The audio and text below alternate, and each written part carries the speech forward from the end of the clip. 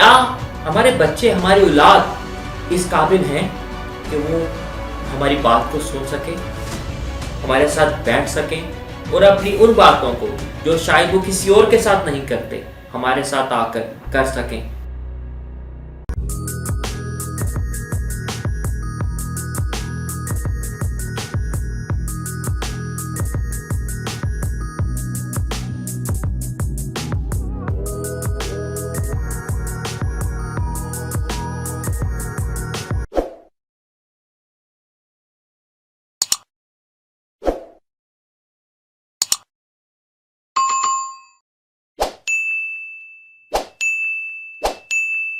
خدا یسوع مسیح کے جلالی اور بابرکت نام میں آپ سب کو سلام۔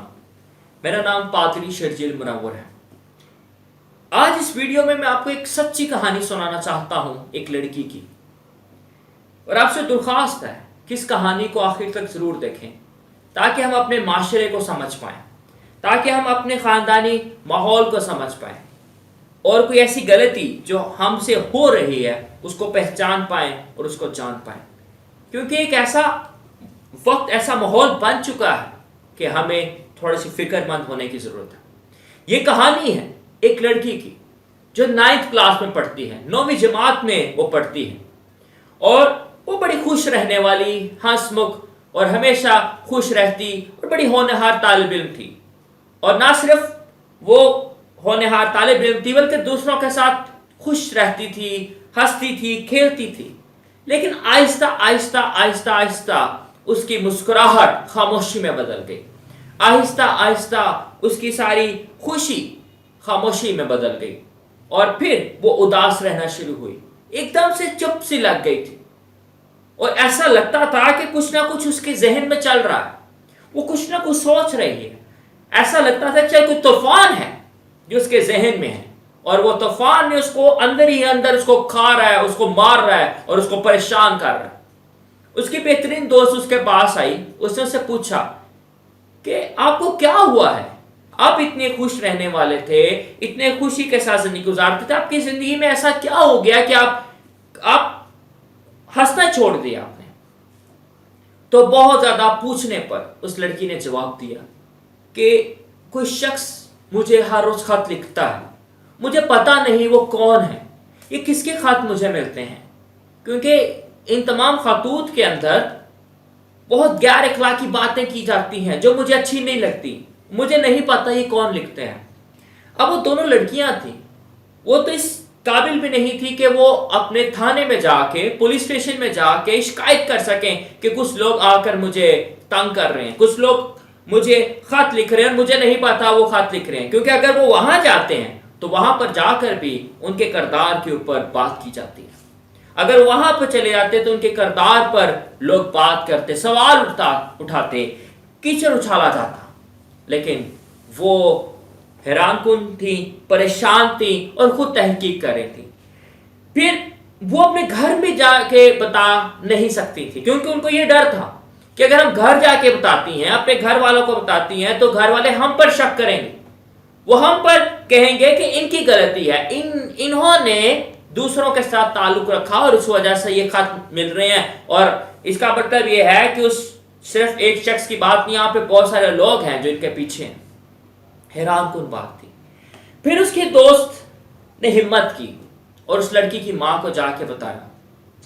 اس نے اس کو جا کے کہا کہ آپ کی بیٹی کو کوئی خط لکھ رہا ہے، اس میں اس کی کوئی غلطی نہیں ہے، کیونکہ اس کو پتا بھی نہیں ہے کہ اس کے لیے کون خط لکھ رہا ہے، اس کو کون یہ خط دے رہا ہے۔ تو بات ماں کے سے بڑھ کے پورے خاندان میں بات پھیل گئی۔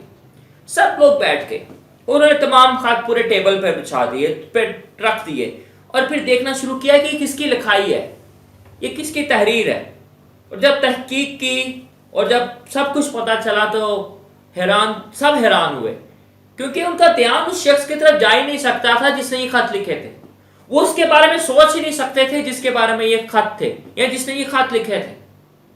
یہ خط اس لڑکی کی سب سے بڑی بھابھی جو ہے اس نے تحریر کیا تھا، اور وہ چاہتی تھی کہ وہ اپنی نند کو پریشان کرے، دکھ دے اور اس کا کردار معاشرے میں बद किरदार बना दें, उसके किरदार पर कीचड़ उछालें। पूरे खानदान ने मिलकर उसकी भाभी को सजा दी, घर से निकाल दिया सजा के तौर पे, और उससे ताल्लुक खत्म कर दिया। उसके बाद सब हालात बेहतर हो गए। उसके बाद ऐसे जैसे कि उस लड़की की जान में जान नहीं, ऐसे कि फिर से उसको एक नई जिंदगी मिली। लेकिन ये एक ऐसा वाकया था जिसने उसकी पूरी जिंदगी तबाह कर दी, क्योंकि ये एक ऐसा गहरा असर था, गहरी चोट थी जो उसको लगी थी और पूरी जिंदगी उसके साथ रही। उसने मैट्रिक की तालीम हासिल की और यहाँ तक कि वो उसकी शादी बैरून मुल्क हो गई। वो इंग्लैंड चली गई, वहां पे जाके उसने अपनी जिंदगी का आगाज किया, वहां पे गई, वहां पे जिंदगी उसने गुजारना शुरू की। लेकिन जो चोट, जो परेशानी, जो दुख उसको अपनी 9वीं क्लास में मिला था, वो उसके साथ हमेशा रहा। और यहां तक कि उसी की वजह से वो बहुत जल्द अपनी तकरीबन आप कह लें जवानी की हालत में ही मर गई। ये एक हैरान कुन बात थी, एक परेशान कुन बात थी। अब इस कहानी को सुनाने के बाद मैं आपसे चंद सवालात पूछना चाहता हूं। आप मुझे चंद सवालात के जवाब दें और फिर मैं भी अपना तज्जिया इस पर जरूर करूंगा कि क्या होना चाहिए था। पहली बात यह है, जब उस लड़की को पता चला कि ये खत उसके पास आ रहे हैं, उसको क्या करना चाहिए था? क्या वो खामोश रहना उसके लिए दुरुस्त था, या जल्दी जाकर अपनी दोस्त या अपने वालिदैन के साथ जाके बात करती और उनसे कहती कि मेरे साथ ऐसा हो रहा है? या फिर और कुछ हो सकता था? इस सवाल का जवाब आप मुझे जरूर कमेंट बॉक्स में दीजिएगा। दूसरी बात जो मैं इस कहानी से सीख सकता हूं या इस कहानी से मैं निकाल सकता हूं, यह है कि वालिदैन का अपने बच्चों के साथ एक बड़ा अच्छा ताल्लुक होना चाहिए। ऐसा ताल्लुक होना चाहिए जैसा दोस्तों का आपस में ताल्लुक होता है। एक बात याद रखें कि आपके बच्चे आपके साथ इतनी बातें शेयर नहीं करते जितनी वो अपने दोस्तों के साथ शेयर करते हैं। आपके बच्चों की बातें आपसे ज्यादा आपके बच्चे के दोस्त जानते हैं आपके बच्चे के बारे में। इसलिए एक रिक्वेस्ट जो मैं आप सबसे करना चाहता हूं, वालिदैन से खास तौर पर, कि आप अपने बच्चों के साथ एक दोस्त के तौर पर जिंदगी गुजारें। आप अपने बच्चों के सबसे बेहतरीन दोस्त हो, कि वो आपके साथ हर बात शेयर करें, अच्छी और बुरी, और बुरे वक्त के लिए हमेशा तैयार रहें, बुरे वक्त के लिए हमेशा तैयार रहें, और अपने बच्चों के साथ इतना अच्छा गहरा ताल्लुक बनाएं कि वो ऐसी तमाम तर बातों से घबराएं नहीं कि अगर हम आपके पास आते हैं, आपके साथ आके कुछ शेयर करते हैं, क्या आप हमें डांटेंगे? क्या आप हमें मारेंगे? क्या आप हमें सजा देंगे? नहीं।